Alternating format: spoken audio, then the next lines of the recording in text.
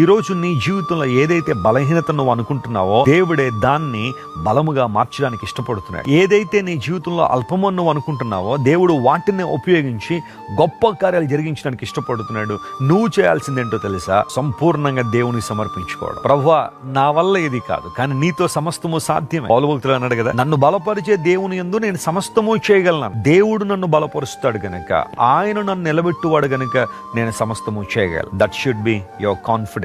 నీలో ఉండాల్సిన కాన్ఫిడెన్స్ అది, నమ్మిక అది. దేవుడు నీ ముందున్న పర్వతాలను పొడి చేయబోతున్నాడు. స్తోత్రం చెప్దాం. హల్లెలూయా. పర్వతాలు అనేక సందర్భాల్లో మన ముందున్న సమస్యలకు సాదృశ్యంగా వాడబడ్డాయి, కష్టాలకు సాదృశ్యంగా వాడబడ్డాయి, సవాళ్లకు సాదృశ్యంగా వాడబడ్డాయి. కొండలు మెట్టలు మన జీవితాల్లో ఎదుర్కొనే సమస్యలకు సాదృశ్యంగా వాడబడితే దేవుడు మాట్లాడుతున్నాడు, అవి నిన్ను పొడి చేయడం కాదు, పరిశుద్ధాత్మ దేవుని యొక్క బలంతో నీవు నీ ముందున్న పర్వతాలను పొడి చేయబోతున్నావు, కొండలను పొట్టువలే చేయబోతున్నావు. నమ్మిన వారు దేవునికి స్తోత్రం చెల్లిద్దాం.